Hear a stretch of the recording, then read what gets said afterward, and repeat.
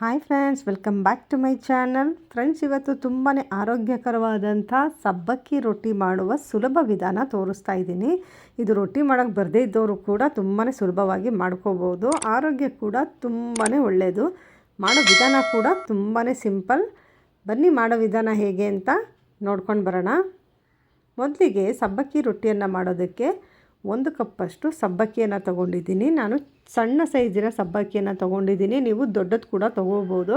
ಮನೆಯಲ್ಲಿ ಯಾವುದಿದೆಯೋ ಅದನ್ನೇ ಯೂಸ್ ಮಾಡಿ ಮಾಡ್ಕೋಬೋದು. ನಾನಿವಾಗ ಒಂದು ಬೌಲ್ಗೆ ಸಬ್ಬಕ್ಕಿಯನ್ನು ಹಾಕ್ಕೊಳ್ತಾ ಇದ್ದೀನಿ. ಇವಾಗ ಇದಕ್ಕೆ ಬಿಸಿನೀರನ್ನು ಹಾಕಿಬಿಟ್ಟು ಅರ್ಧ ಗಂಟೆಗಳ ಕಾಲ ನೆನೆಯೋದಕ್ಕೆ ಬಿಡ್ತಾಯಿದ್ದೀನಿ. ನಿಮಗೆ ಟೈಮ್ ಇದ್ದರೆ ತಣ್ಣೀರನ್ನು ಹಾಕಿಬಿಟ್ಟು 1 ಗಂಟೆಗಳ ಕಾಲ ನೆನೆಸ್ಕೋಬೇಕಾಗತ್ತೆ.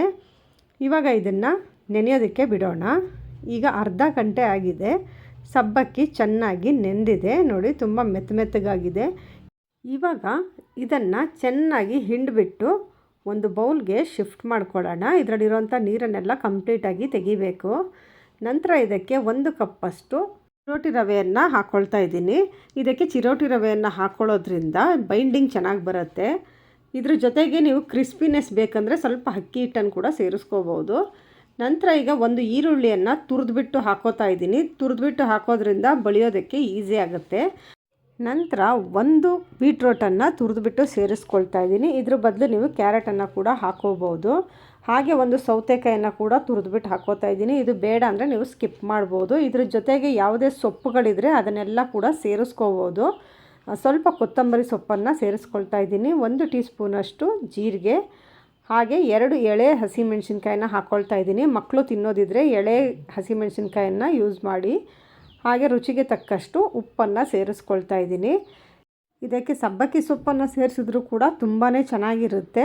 ಮನೆಯಲ್ಲಿ ಯಾವುದಿದೆಯೋ ಅದನ್ನೇ ಹಾಕಿ ಮಾಡ್ಬೋದು, ತುಂಬ ಚೆನ್ನಾಗಿರುತ್ತೆ. ಇವಾಗ ಇದನ್ನು ಒಂದು ಸಲ ಚೆನ್ನಾಗಿ ಮಿಕ್ಸ್ ಮಾಡ್ಕೊಳ್ಳೋಣ. ನಂತರ ಇದಕ್ಕೆ ಸ್ವಲ್ಪ ನೀರನ್ನು ಸೇರಿಸ್ಕೊಳ್ಳೋಣ.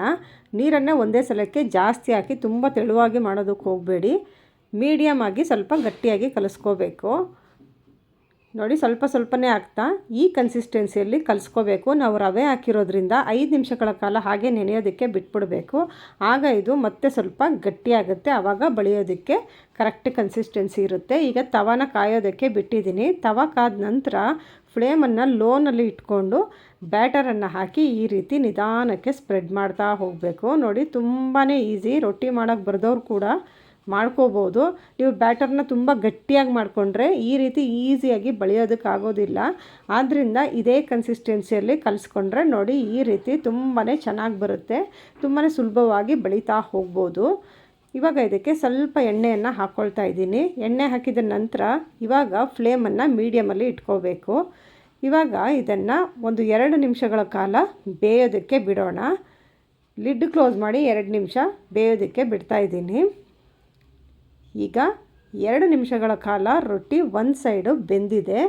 ಇವಾಗ ಇದನ್ನು ಉಲ್ಟಾ ಮಾಡಿಬಿಟ್ಟು ಮತ್ತೆ ಇನ್ನೊಂದು ಸೈಡ್ ಕೂಡ ಬೇಯಿಸ್ಕೋಬೇಕು. ಫ್ರೆಂಡ್ಸ್, ಮಕ್ಕಳು ಬೀಟ್ರೋಟ್ ತಿನ್ನಲ್ಲ ಅಂದರೆ ಈ ರೀತಿ ರೊಟ್ಟಿಗೆ ಅದನ್ನು ಮಿಕ್ಸ್ ಮಾಡಿಬಿಟ್ಟು ಕೊಟ್ಟರೆ ನೋಡೋದಕ್ಕೆ ಕೂಡ ತುಂಬಾ ಕಲರ್ಫುಲ್ಲಾಗಿರುತ್ತೆ. ಮಕ್ಕಳಿಗೆ ತುಂಬ ಇಷ್ಟ ಆಗುತ್ತೆ. ದೊಡ್ಡವ್ರಿಗೂ ಕೂಡ ಯಾವಾಗಲೂ ಒಂದೇ ರೀತಿ ತಿನ್ನೋದಕ್ಕಿಂತ ಈ ರೀತಿ ಮಾಡಿಕೊಂಡಾಗ ನೋಡೋದಕ್ಕೂ ಚೆನ್ನಾಗಿರುತ್ತೆ, ತಿನ್ನೋದಕ್ಕೂ ಕೂಡ ತುಂಬಾ ಚೆನ್ನಾಗಿರುತ್ತೆ. ನೋಡಿದ್ರಲ್ಲ ಫ್ರೆಂಡ್ಸ್, ನೀವು ಕೂಡ ಈ ರೆಸಿಪಿಯನ್ನು ಒಂದು ಸಲ ಟ್ರೈ ಮಾಡಿ ಮಕ್ಕಳಿಗೂ ಕೊಡಿ. ಹೇಗೆ ಬಂತು ಅಂತ ನನಗೆ ಕಮೆಂಟ್ ಮಾಡಿ ತಿಳಿಸಿ. ಈ ರೆಸಿಪಿ ನಿಮಗೆ ಇಷ್ಟ ಆಗಿದ್ದರೆ ಒಂದು ಲೈಕ್ ಮಾಡಿ, ಶೇರ್ ಮಾಡಿ, ಸಬ್ಸ್ಕ್ರೈಬ್ ಮಾಡಿಲ್ಲ ಅಂದರೆ ಸಬ್ಸ್ಕ್ರೈಬ್ ಮಾಡಿ, ಬೆಲ್ ಐಕಾನ್ ಟಚ್ ಮಾಡಿ.